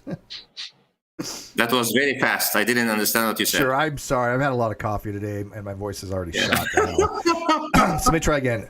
Are you aware of your aversion to answering some questions directly, or is it purely a metaphysical subconscious act to ignore the question you were asked? In other words, I think he's asking, why does it seem that you dodge questions? Yeah, we tend to ask very direct questions, or not? and I answer. I answer directly as shit as possible. But I see when I ask you things, it's kind of not really a direct answer sometimes, and I'm not trying to slam you for it. It's just something that people have noticed. No, it is just when I'm asked about something that I do not agree with, I say why I don't agree with it. So when you tell me that there is no hidden variables, I disagree that there is no hidden variables. I say that they are variables that we do not know. So you're a Bohmian, is what you would say. No, well, Bohmian allows for global, but even Bohmian discounts local. Yeah, but the only interpretation, if somebody who says, well, I do accept local hidden variables, the only interpretation I could put them under would be, it'd be a very old, like the original version of Bohmian mechanics by De Broglie, but yeah, okay. That's why I just really weird to take that position. Are you familiar with matter waves, Ahmed? Ever heard of the term matter waves? De Broglie waves. Yes, De Broglie waves. Yeah. Okay, because I mean, you were talking about quantum decohesion, and I mean, for anybody who's ever looked at matter waves, you'll see that those quantum decohesions occur pretty quickly on the macro level.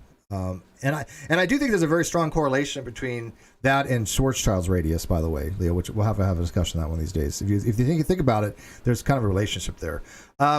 Blue Phoenix asked, why do you ignore every model of the universe that doesn't need to have a beginning of everything at one point? And I'm going to touch on that a little bit to clarify the question.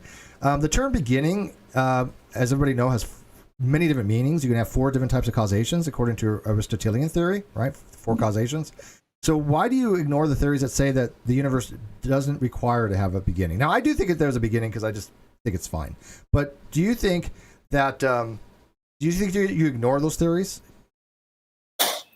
Okay, so I don't think there is a consistent theory, both scientifically and philosophically, that will invoke a universe that is past infinite.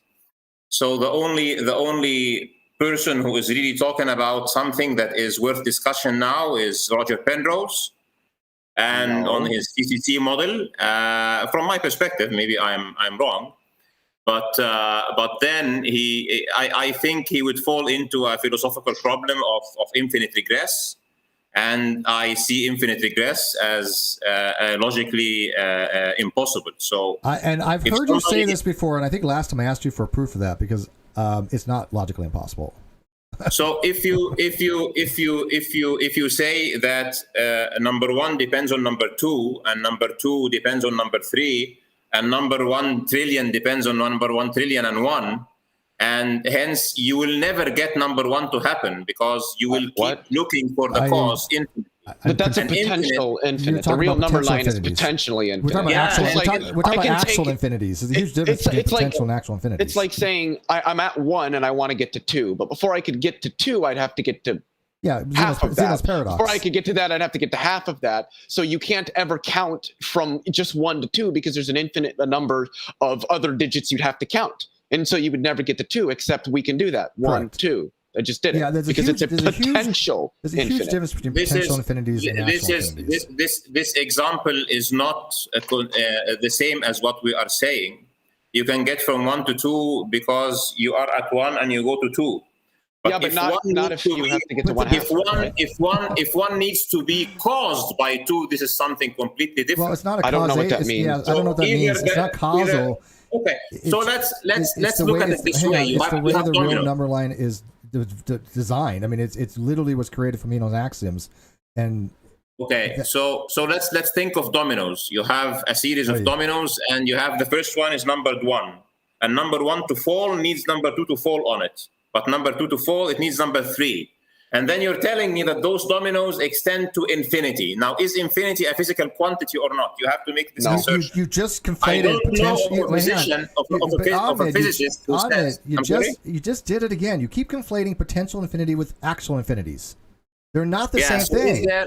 Is there an actual infinity? Is my question to you. I don't know if the actual infinities are possible. I would doubt it, but I could doubt be it wrong. as well. But I can't say one way or another. Potential infinities exist, absolutely, but I don't have any idea if actual infinities exist. It's a complicated subject. The definition of infinity, the very definition of infinity, prohibits. I think both me and Steve know what infinity means quite well. Yeah, we're both versed in calculus. If you and cardinalities and ordinals. If you accept the definition of infinity, then you have to say that infinity does not exist. No, I don't think so. If you say that it exists, it's not infinity anymore. Wait, that makes no. How does saying that a set is unbounded mean that therefore it can't exist? I don't see how that follows. How would the member number infinity, is it a member that you can put a number on or not? Infinity is not a number. Infinity isn't a number. Infinity is. This is going to be really weird. We got to move on for this. This is going way into the weeds here. Exactly. But Ahmed, you answered yourself. It is not a number. You cannot count. Hang on. Let me clarify. It is not a real number, but unfortunately, believe it or not, I don't know if you've ever looked into the complexity of this, but infinity is actually a number in the complex plane on the north pole of the Riemann sphere. So actually, yeah. So I mean, you can use it in the complex plane. Yeah, I know. I've actually studied math before. It's weird. It's been a long time. Oh, well, complex analysis sucks. Yeah, infinity. Well, here's the thing. I know Ahmed has had complex analogy because he has had wave functions because he studied electromagnetics. I've looked at those. I had to study frequencies and shit, so we had to look at those formulas, right? But infinity is not. You cannot count to infinity, and hence, if you are waiting for one and number infinity, you will not reach it. Since you will not reach it, it will not fall. And since it will not fall, then your domino number 1 will never happen to fall. By the way, this is why infinite thickness is not Ahmed, possible. are you familiar with the Green Reaper paradox? I'm just curious. Oh God, it's so bad. With what? Really, I like the Green Reaper paradox. I like Hilbert's Hotel. That's my favorite. Yeah, but one. that's a different. You can use Hilbert's Hotel if you would like. Sure, but okay, everybody accepts Hilbert's paradox of the hotel. But so there is no hotel with infinite rooms. But Ahmed, are you familiar with the Grim Reaper paradox? Because I mean, it does to me seem to indicate that actual infinities don't exist and there's no infinite regress. However, it's not logically impossible. It's a metaphysical thing. It deals with metaphysics, not some kind of contradiction, right? And when you say something's not possible, let me finish. It is logically impossible in the physical world. In the physical world, it is logically impossible. When you say something is not possible, you're talking about logical contradictions unless you say otherwise. Metaphysical contradictions and logical contradictions are not the same thing. By the way, okay, so we got a super chat, and I'm ignoring you, Darth. Darth, myself, for £5 says, Ahmed, is there in your mind even a slight possibility that there might be not a creator of the universe, or are you 100% certain of your position? I am 100% certain of my position that there is a God who has created the universe. Oh, can I ask you? You're saying that God's existence is necessarily true. The position you hold is necessarily true. Interesting. We don't have time, but I would be very much interested in hearing that argument as well. Yeah, I mean, here's the thing. I'm going to have Jake the metaphysician on. Nice guy. I mean, he was okay. If you think so. Yeah, I've never had any problem with Jake. He was an atheist. He became a Muslim. He believes that there's a necessary being, which, by the way, I'm not against there being a necessary being. That doesn't mean an agent. Doesn't mean something with intentionality. Doesn't mean God. But I'm not convinced there is a necessary being. I go with more of a brute fact approach. But irrelevant, I wouldn't mind having Ahmed back for another discussion, Leo as well, or anything, and discuss why God is a necessary thing. That to me that takes a lot of work to get to there. You'd have a better discussion with like Sharif Abu Laith or I like Sharif Abdul too. Rahman. Yeah, those guys are Rather, great. other than I'm not going to say that Jake is a bad person, but I was not impressed with him, his behavior, his attitude Really? in my first interaction with him. Well, that's fair enough. He Like I was said, not he's never very been bad to nice. me. He was overly dismissive of the things that I was saying. He refused to respond adequately to the arguments I was giving, and then sought to just name call me. When I told him that, you know what, if you don't understand these things, why don't you just sit down, let the big boys talk? You might learn something, because he just didn't. He had no idea what the fuck he was talking about. Interesting. All right. So another question for Ahmed. You have said, quote, maybe I am wrong. Do you honestly hold that mental state? Well, he doesn't, because he said that he's 100% certain. So he's saying that he can't be wrong, actually. Can you repeat the question again? Yes. You have said, quote, maybe I am wrong. Do you honestly hold that mental state? Okay. So I said maybe I was wrong when I was talking about what? I don't know. I don't think we should talk about God, because in your okay. So for clarification, for those in the audience, when he says that you know there is a God with certainty, that means as a necessary being, you cannot be wrong on that. I mean, you can, if that is the case and you know it, you cannot be wrong. Is that correct? If something, I don't know. Okay, well, it's philosophy. If I know something is the case, if I actually do know something, I cannot be wrong on that, because knowledge must be true. To me, I cannot be wrong about that for sure. Okay, so when you're claiming knowledge, for somebody, maybe my logic is bad. Yeah, you could be. What it is you can be wrong about having knowledge. You cannot be wrong if you do have the knowledge, and there's a huge distinction to be made there that I think people get confused on. You're claiming that not only that you have knowledge, and therefore you know if you had knowledge you can't be wrong. You're claiming that your claim to knowledge cannot be wrong. Is that correct? No. So the question that was asked to me was, am I certain 100% that God exists? And I said, yes, I am certain for 100%. And you cannot be wrong on that. You cannot be wrong on that. Yeah, I did not. It does not mean I see God. I saw him. Not the question. You cannot be wrong on that. To me, I cannot be wrong on that. Yeah, to me. Okay. Fair enough. I really don't like the qualifier there, but we'll go with it, okay? Yeah, it's weasel. I'm sorry. I apologize to all of the probably very hard cringing epistemologists in the side chat right now. Okay, so IOPNC1 $5 says quantum means the tiniest little bit of something. How can QM apply to the Big Bang then? Because the Big Bang was smaller than I'm sorry, this is going to be mean, but does this questioner understand what the Big Bang is? No, this guy's a pretty smart dude. Yeah. Well, maybe he's just asking a question, devil's advocate, just to throw it out there. But yeah, the very, very early universe would have been extraordinarily small distance and very, very, very, very, very, very, very high energies. That's essentially the places where we use quantum mechanics. So if I can try to weigh in on that, when you look at the cosmic microwave background radiation, you'll see these anisotropes in there, which means there are differences in degrees of temperature and fluctuations, which we really didn't expect that much. We thought there was more of a uniformity to it. We thought it was, more of a homogeneous type thing. But to explain these fluctuations, is because they're basically the leftovers of the quantum fluctuations at the very big initial conditions of the universe. That's what you're seeing. You're seeing fossils.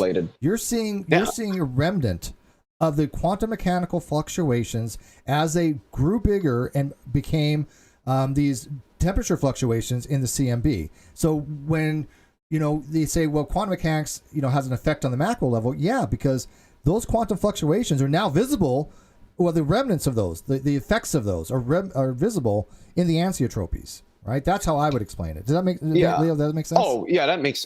There was something I wanted to say, because this is something that a lot of people tend to miss, is that technically I could describe how the Earth orbits the sun with quantum mechanics. It's oh my God. Why would you? First off, you need a computer larger than the solar system, probably by several thousand-fold. It's so large it would collapse in on a black hole to form those calculations, so you couldn't.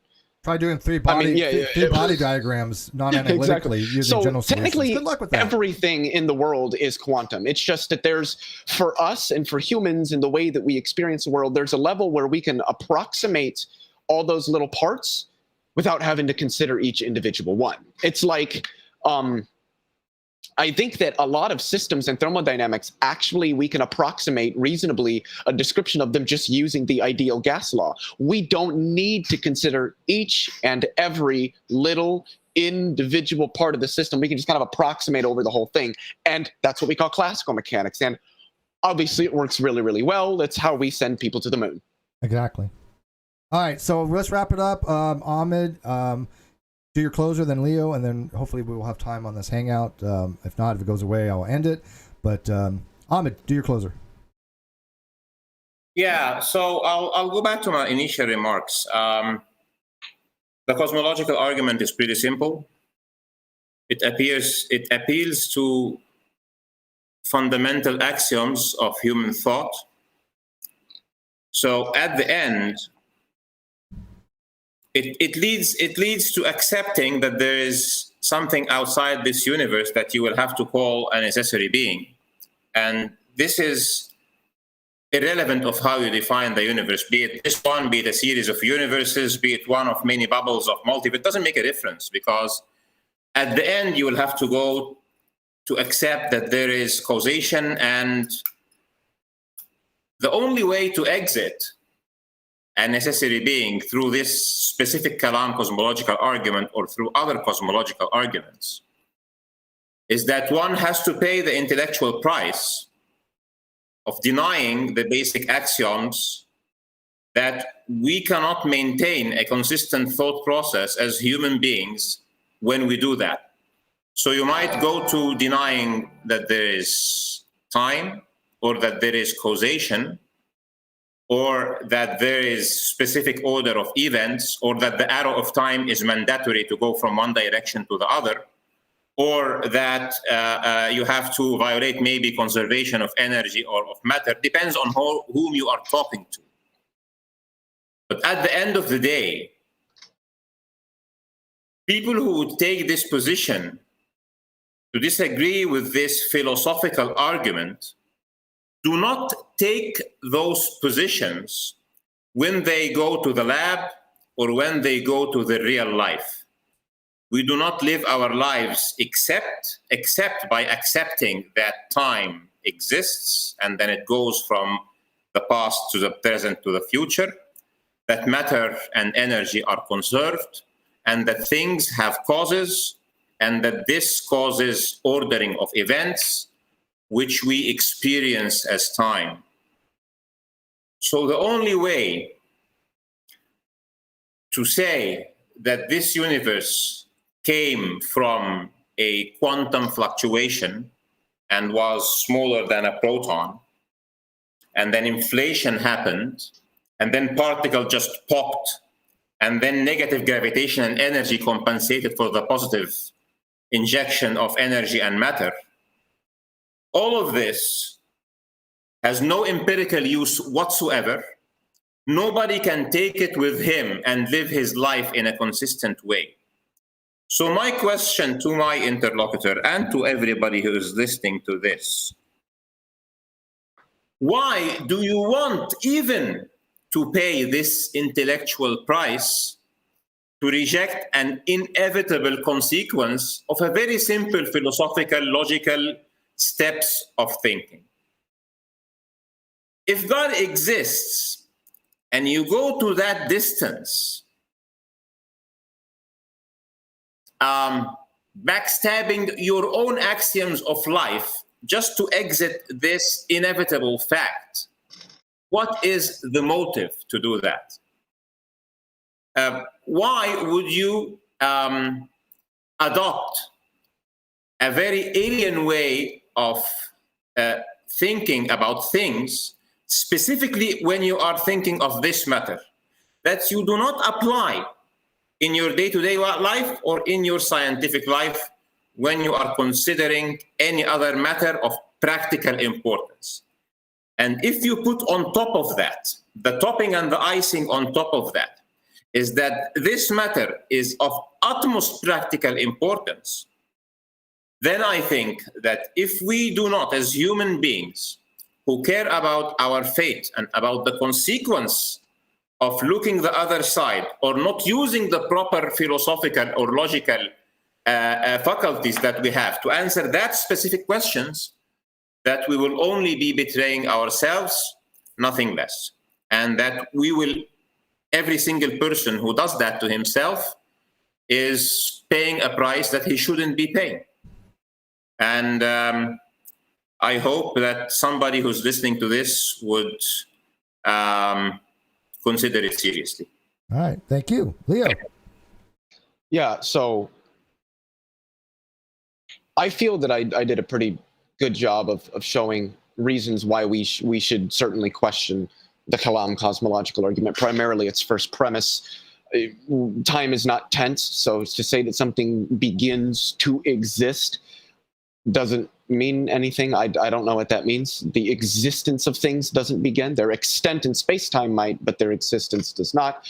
I think it's also been hammered home here tonight pretty well that causality is not a fundamental law or principle in reality. We don't see it in most of our physical equations. And I think these two reasons alone are enough to seriously question the merits of the Kalam cosmological argument. All right. With that, guys, we'll log off myself basically in a few seconds here because I think that this is going to close out. Ahmed, to your question, I don't think there's anything that relates to any kind of having to sacrifice anything, to be honest with you. I think that people that actually learn these topics recognize that things don't work out the way we want them to. The universe is not obligated to make sense to us. Okay, it's just not. Can you say that one more time, please? The Just one more universe is time. not obligated to make sense to us. I don't know if anybody said that before. If not, you can quote me. I may have gotten it somewhere. I don't know. But hashtag Steve McRae. But I will. Science Steve. Yeah. Science Steve McRae. Yeah. Well, sometimes I have quoted myself just for fun to see if people get a kick out of it. People are like, oh, look, he's quoting himself. I'm like, it was funny. It was good shit. But other people have random quoted some things. But I will say this. I want to thank everybody for joining us. We're going to be doing more debates discussions. I recommend everybody read the description. If you are not familiar with my channel, you don't understand how I moderate and how I do discussions, I am always part of the discussion. It's not just two interlocutors. It's me and the rest of the gang. We always, talk about these things because I find it's two people talking back and forth, and when the moderator or host just sits there and does nothing, to not be of interest to me, especially when these are topics that I thoroughly enjoy. Leo enjoys, Ahmed enjoys. So don't bother. And it looks like we're that. about to end in 10 seconds. All right, guys. Thanks for joining us, guys. Leave comments if you want to see more of these debates because they're going to happen. We're bringing them back. So if you want to debate, give us a topic and put in the comment section what you want to do or message directory, and we'll make it happen. I can't talk. Thank you, Steve. Thank you, guys. Good night.